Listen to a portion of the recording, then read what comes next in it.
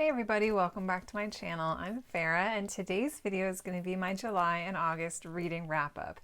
So I took a little bit of a break from BookTube and I really didn't film much in July or August. I posted stuff in July that I had pre-filmed, and then August I don't think I posted anything. But I'm back and I'm just going to share with you a couple books that I ended up getting to and reading this summer.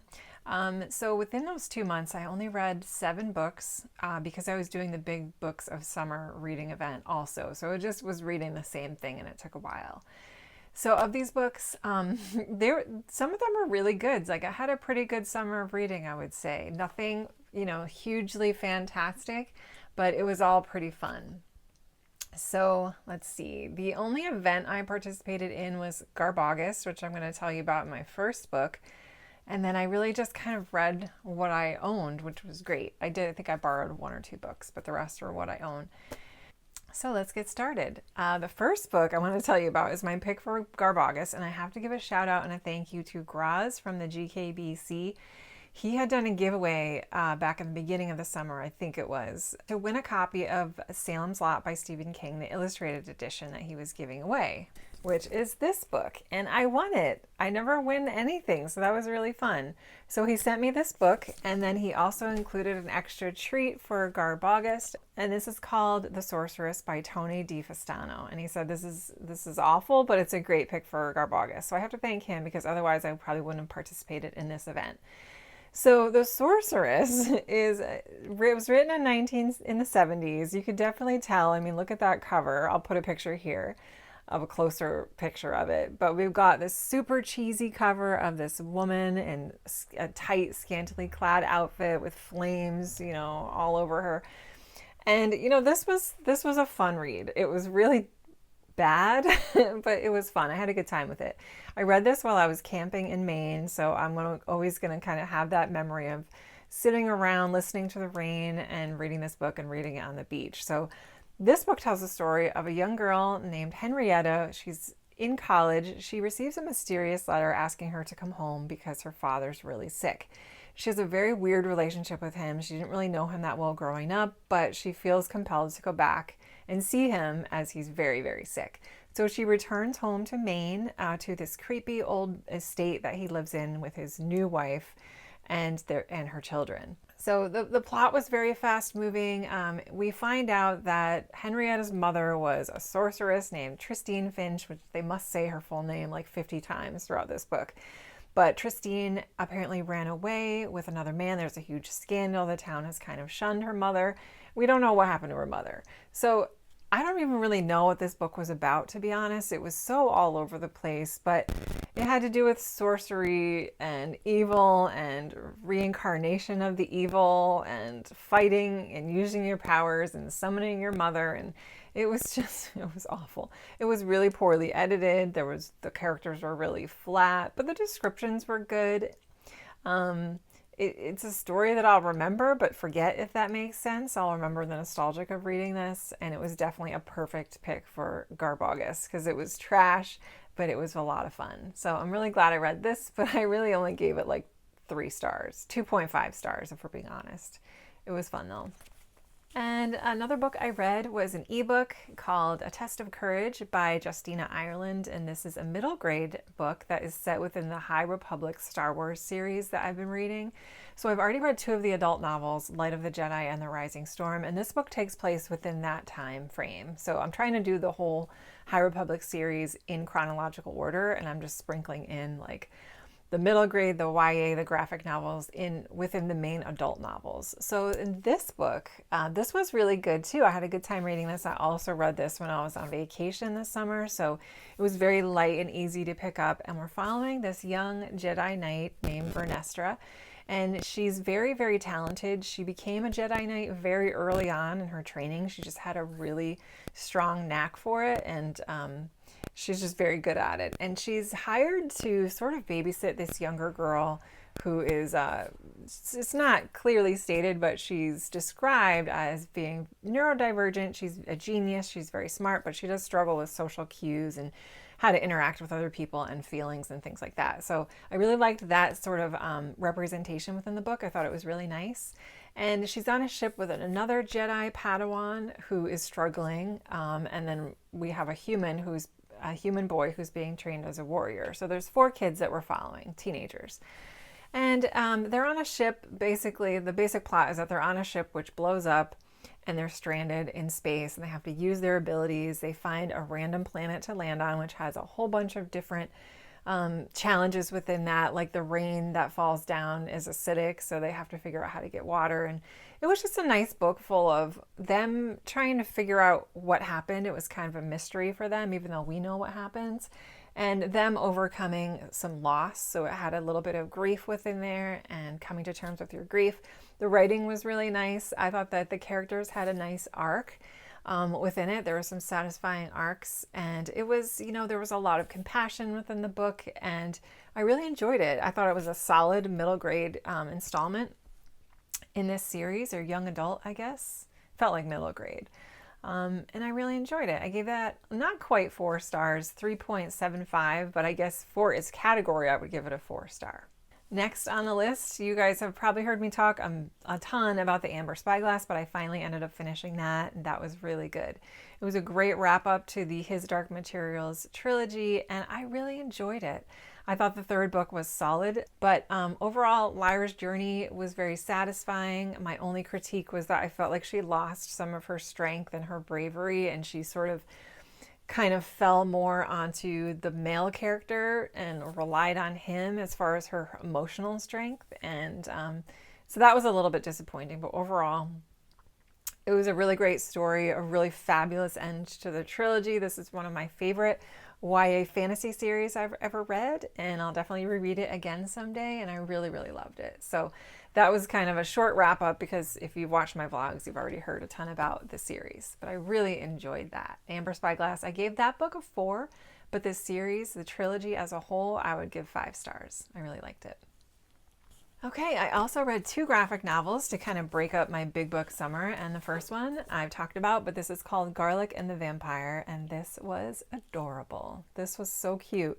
So in this one, we're following this little bulb of garlic whose name is Garlic, and she grows garlic, and she lives in this little world where she's friends with all these different fruits and vegetables, and they grow their own vegetables. Their name is the same thing that they are. So she has a best friend named Carrot who grows carrots, and they're just living peacefully in their little garden, and there's a witch friend that kind of helps them and guides them through different things. One day they notice some activity happening within a mansion that sits up on a hill kind of in their view, and they hear rumors that a vampire has moved in. So they're really scared, they don't know what to do, and they all kind of recruit this little bulb of garlic to go up to the vampire to try to get rid of him because of the folklore surrounding garlic and vampires.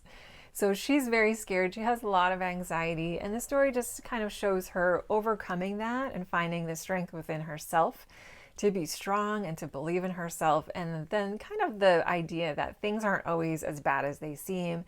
People aren't what they appear. You have to get to know them, and you maybe find like a really nice side of them.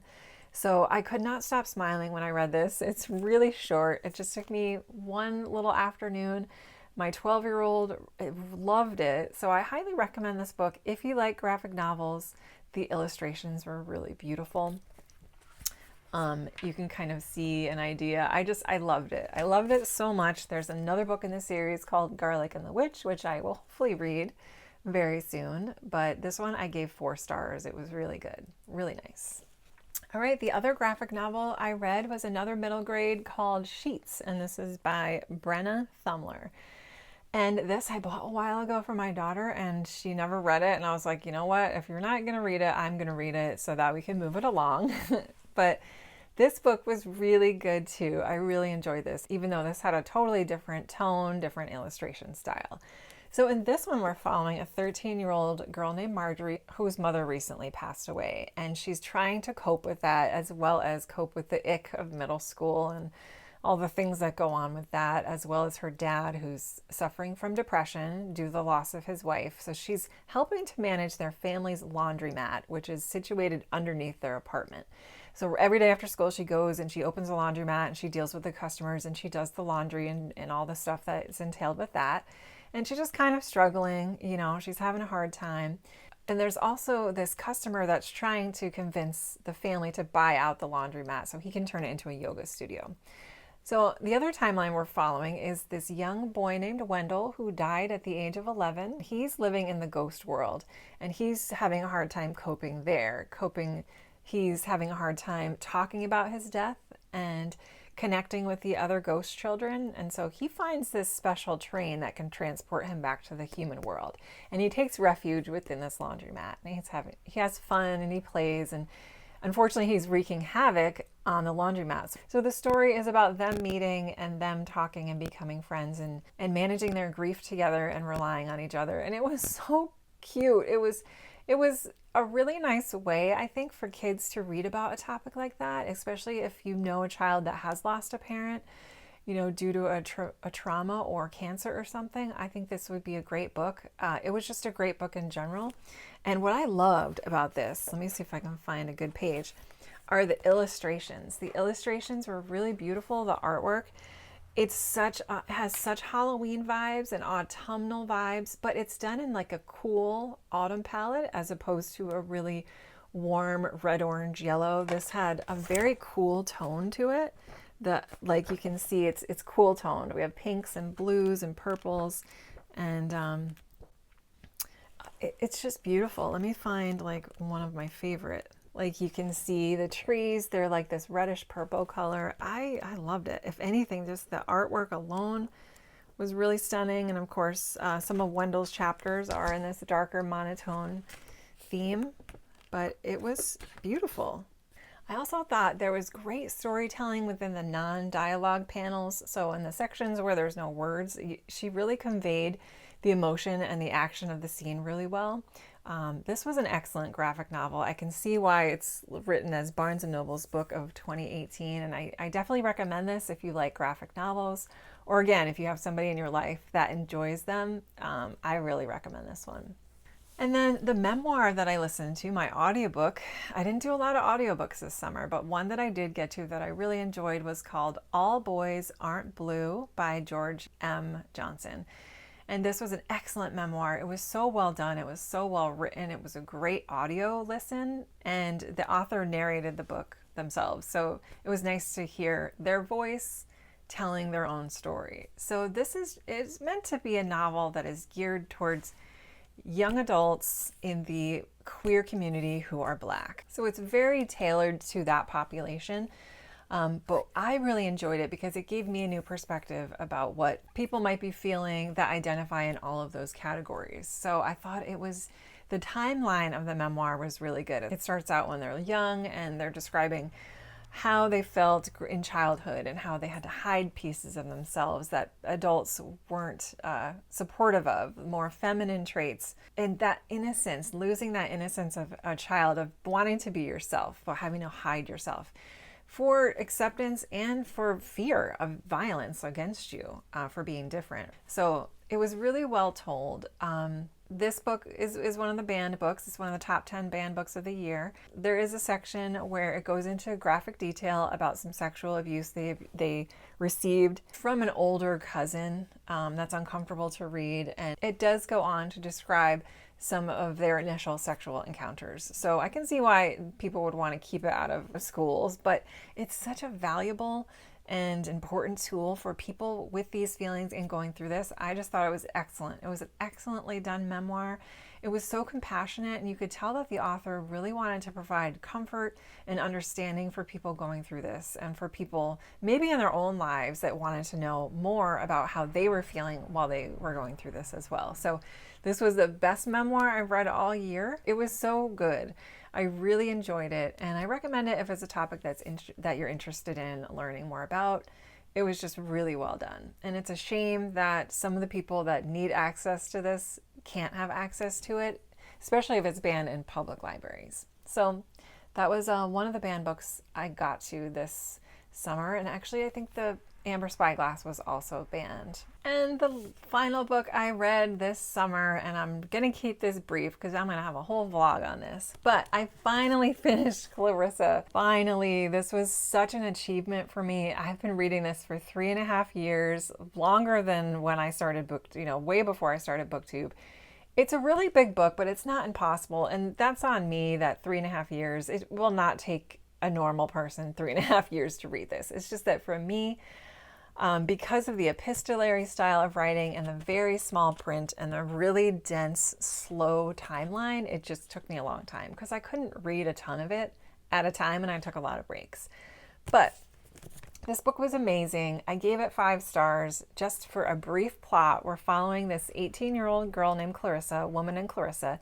It takes place in the late 1700s. She's from a family that has found new wealth, and they're looking to continue and expand that wealth.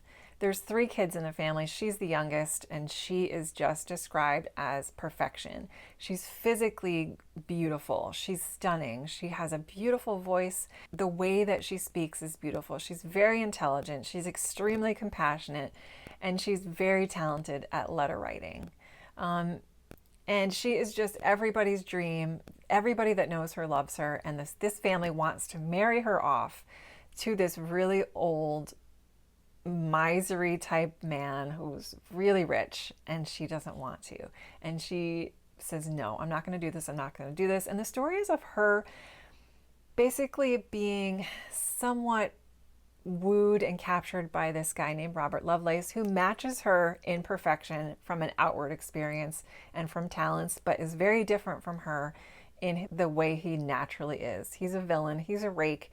He womanizes. He takes women and rapes them. He is just not a good person at all. And she can see through that. And she doesn't want him either. But he basically captures her. And the story, it's a tragic story, and it just talks, it's letters between these 2 people, between her and her family, between her and her friend, between Robert Lovelace and his confidants. It's just back and forth, slow-moving plot. It takes place probably in less than a year's time span. So it's really like every thought they have, everything that happens between them within this time, and all the things that she has to overcome, and what eventually happens to her, and how she is able to finally take control of things in the end, and his story, and his it was so good. It was really good. I'll have a vlog about this hopefully somewhat soon, but I loved it. I'm so glad I stuck with it. I will always remember this book because I read it in so many different places, on so many different vacations, on so many different places within my house and outside, and sitting in the sun and while the snow's falling. I had such a journey with this book, and I'm so glad I finished it. It was truly a book I will never forget, and it is the first book out of the greatest books of all time, top 10, 100 list that I finished. Next on the list, if anybody's interested, is Candide. So I'll be reading that next. So that is my wrap up. This I gave 5 stars. So that's my summer wrap up. That was my only big book that I got to so far. I'm hoping to get to finish 2 more before the summer's left. I have about 2 more weeks. And then as you notice, I didn't do a September TBR just because I'm still finishing what I started over the summer. But if you're curious and you want to know what I'm reading right now, as audio, I'm reading A Court of Thorns and Roses by Sarah J. Maas, and this is going really well. I'm a little bit more than a third of the way through, almost halfway. Really enjoying this, so I'm going to be finishing this out in September. So I'm also still working on Stephen King, Nightmares and Dreamscapes. This is his short story collection. Another book, big book of summer I'm trying to finish. I'm about that way through, not quite halfway, but a little more than a quarter. But I am making more momentum with this now that I'm done with Clarissa. So that I'll be working on through September, maybe through October as well. I'm also still working on Summer, an anthology of the changing seasons, edited by Melissa Harrison.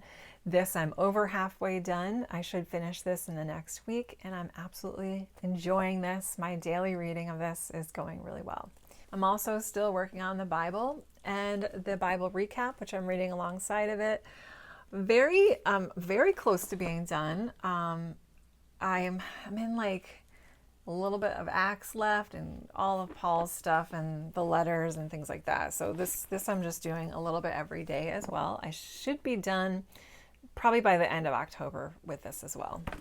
And then I really want to start October with a clean slate because I definitely have a TBR that I want to do for that.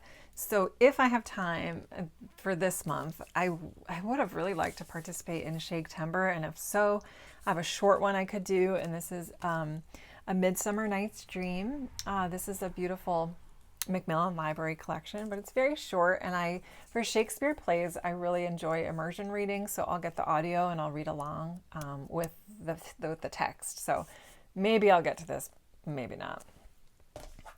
I also, for Shorty September, I would love to reread the Yellow Wallpaper and other stories. This is really short. There's only like a few short stories in here, so I would love to get this off of my Read What You Own challenge. I kind of have to pick up the pace with that because we're getting to the end. And then I would also love to pick up the third book in Heartstopper. So we'll see. Hopefully if I can squeeze these books in before the end of September. But I do want to, like I said, have a fresh, clean book slate for October so I can really dive into the books I've picked for spooky season. So that wraps it up. I hope you guys are doing well and enjoying your reading and enjoying the end of summer and getting ready for fall.